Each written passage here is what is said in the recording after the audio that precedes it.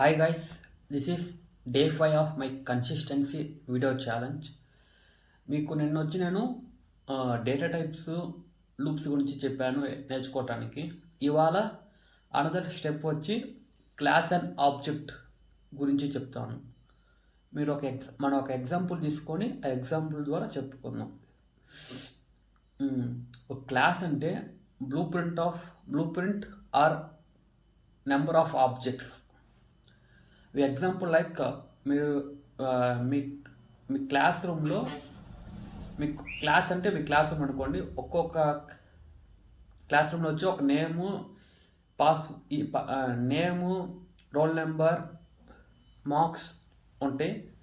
Object ఏంటంటే roll number 1, roll number 2, roll number 3. There are the object of, because every object has different data.